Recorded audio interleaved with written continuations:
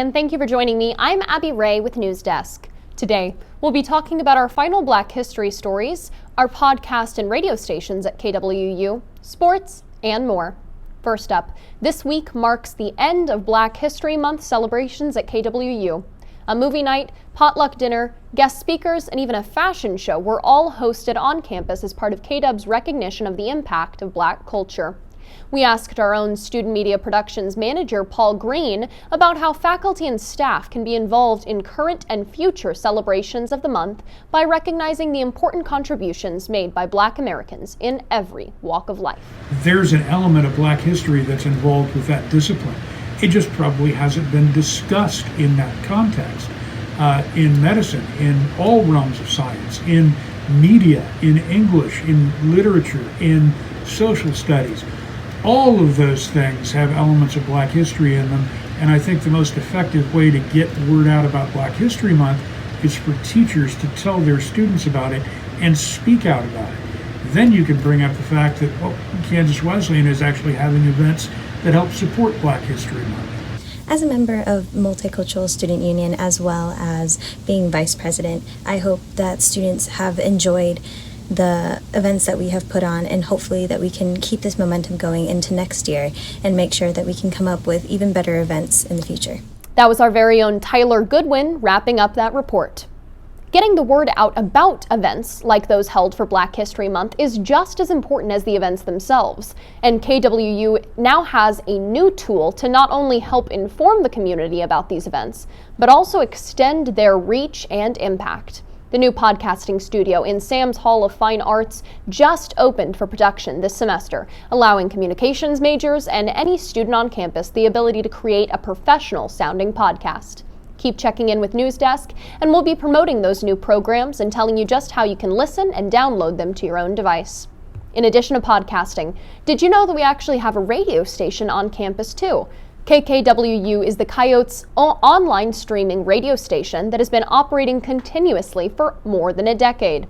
Starting out its life in the closet of a video production studio, KKWU has been growing steadily over the years and now inhabits its own studio space on the first floor of Sam's Hall of Fine Arts. Communications majors and students in digital publications courses are all responsible for working hour-long shifts once a week as DJs and show hosts, and many of these students return each semester to continue their programs, not for credit, but for fun. KKWU began streaming in August of 2010. Now we're moving to the sports report with Hunter Payne. Hunter? Thanks, Abby. Let's see what happened last week. On Monday, varsity baseball faced Doane University in a doubleheader and lost both games 3-1, 4-0. Developmental baseball's doubleheader against York College was sadly canceled. Softball absolutely annihilated Langston University in their doubleheader with the score ending 3-1 and 7-3. Men's basketball beat Avila University 78-70 on Monday. On Tuesday, varsity baseball had another doubleheader with Doane University. The first game ending 4-1 Coyotes. In the last game, they decided to run up the score, but in the end, barely got beat out 13-12. Women's basketball dominated the court Tuesday night, beating Southwestern College 69-41. Men's basketball narrowly lost to Oklahoma Wesleyan 64-63. Now, let's get into what's going on this week at KW. Softball is competing in another doubleheader against Hastings College later today at the Genesis Sports Complex in Goddard. JV volleyball faces Scott Community College and Cowley Community College in a triangular match at Cowley. Women's basketball faces the McPherson Bullpups tonight in McPherson at the KCAC quarterfinals. Esports Overwatch team will be competing against Dartmouth College. On Friday, softball faces RV Baker University in a doubleheader at Kansas City Community College. Baseball faces the Morningside Mustangs at Dean Evans Stadium in another doubleheader. Volleyball's game against St. Mary's University was canceled, so they will now be facing Sterling College in Mabee Arena. Baseball has another doubleheader against Morningside on Saturday. Women's basketball's opponent has yet to be decided for the KCAC semifinals on Saturday. Men's soccer will be facing Mid-American Nazarene University at the Graves Family Sports Complex. Women's flag football will be making history in their first ever game played at Graves Family Sports Complex this weekend against Ottawa University. Softball faces Mount Marty Lancers in another doubleheader at the Genesis Sports Complex in Goddard. Developmental baseball faces York College at York, And that's all I have for this week's sports. Tune in next week where I'll recap what's happening over the weekend and let you know what's coming up. As always, stay safe and roll Yotes. Back to you, Abby. Thank you, Hunter. Last week, we told you about the dedication of the new KWU Nursing Education building on campus.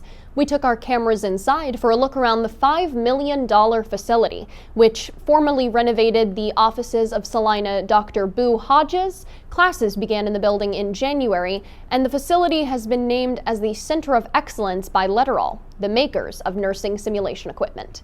It's also the first new building dedicated solely to academics on campus in the past 50 years. Congrats to the current nursing students who get to be a part of KW history. Next, attending college away from home can be a remarkably transformative experience for most young people. No longer surrounded by the comfortable settings they grew up enjoying, students are facing with adapting to new communities and sometimes new cultures. We sent our cameras across campus to ask students about the things they missed the most about home. The beach. What I miss the most from home is the food, because I'm from South Texas, so you get a lot of Tex-Mex food, Mexican food. Obviously my family, because I've been away from home like 5 years, going to 5 years. And what else? High school friends, I would say. I would say I miss my high school friends and my mom's cooking from home. Probably my family and the good weather back in California. I miss the country and my dogs. Probably my nieces and nephews. Probably the family banter back and forth between me and my siblings.